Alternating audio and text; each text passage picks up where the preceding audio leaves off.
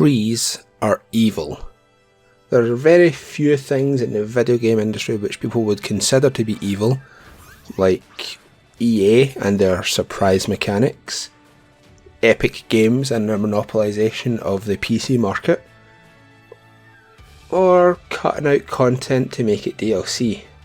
But on top of all that, trees are the most evil thing in video games.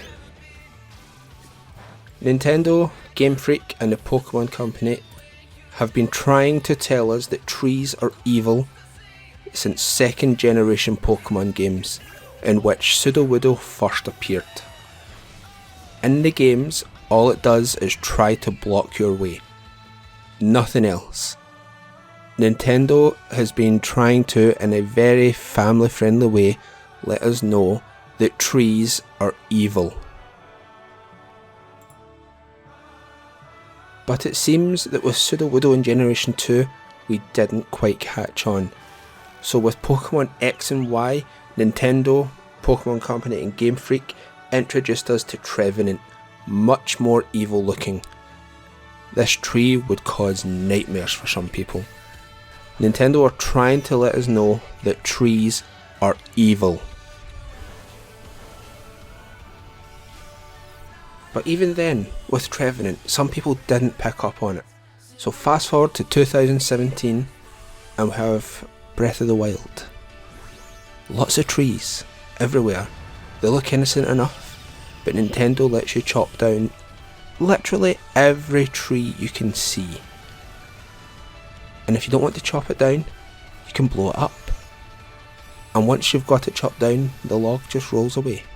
But if you want, you can take your sword, your bombs, any other weapon you have, and you can chop it up into small little planks. And once it's in planks, you can place it in the floor, and you can set it on fire. But no one caught on to it at this point either. No one realised that Nintendo are trying to let us know that trees are evil. So fast forward to 2019, Nintendo introduces this tree. Now everybody knows. Everybody knows that trees are evil. Everybody's going against Pokemon. Pokemon suddenly is the worst game ever. Nintendo has done it. We know that trees are evil.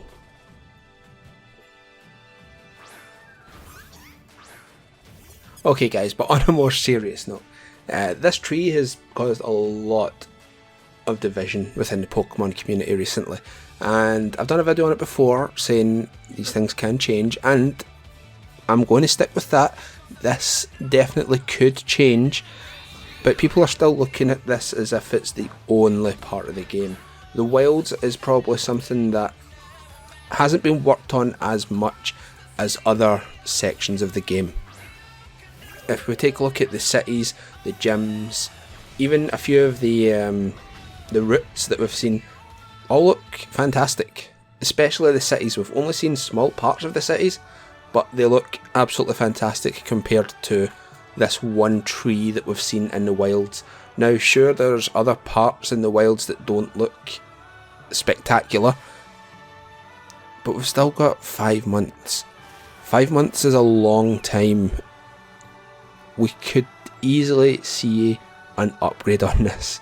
But this one tree is the absolute worst thing ever. Nobody likes this tree. Everybody hates this tree. It's being compared to Nintendo 64 games. Someone even said that Pokemon XD on the GameCube looks better than this game. It doesn't, but some people are just getting so outraged at this for nothing. Apparently this is going to be the worst Pokemon game ever because of this one tree. I don't see it. People thought Pokemon Let's Go was going to be bad. It's not. It's actually really good. I enjoy Pokemon Let's Go. Even with the fact that I can't use my Pro Controller, I still enjoyed Pokemon Let's Go. I even bought it 3 times. I have Pokemon Let's Go Eevee and 2 copies of Pikachu because I bought the special edition Switch for my girlfriend to play on, and then I bought myself Pokemon Let's Go Pikachu so I could play it myself too.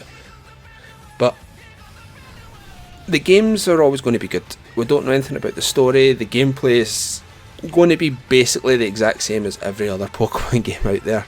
We're still going to get, hopefully, a good game out of this.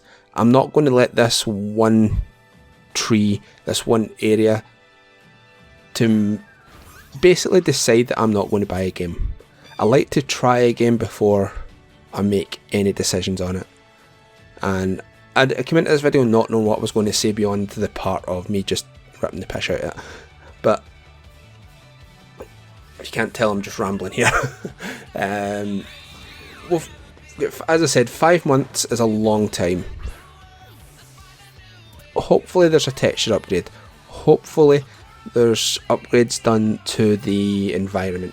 Hopefully there's parts of the environment that aren't floating anymore, because I'm not sure if that part has been upgraded or not already, but there was one video going about where a wall was just floating above and you could see under it, things like that. But you could tell that that one wall was floating. It was very, very obvious that it was floating. Other people are trying to point out other things that are floating, but they're not as obvious, and the person that's trying to point it out can't even explain their theory or their reasoning as to why it's floating.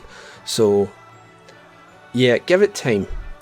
If when the next direct, which I think is going to be in October for Pokemon specifically, if when the next Pokemon direct comes out and these problems still persist, then you definitely have something to stand on with this.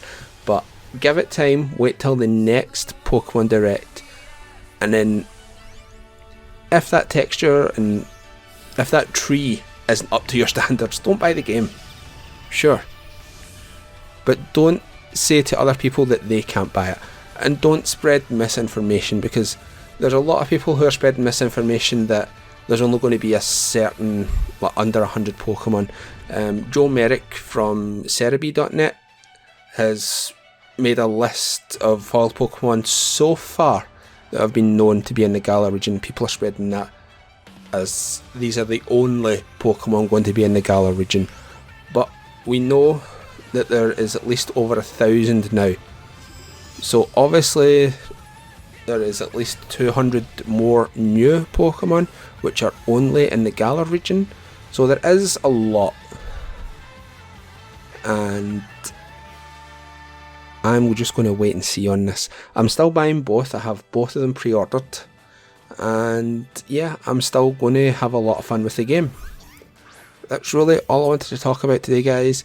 And I will see you all next time. Bye now.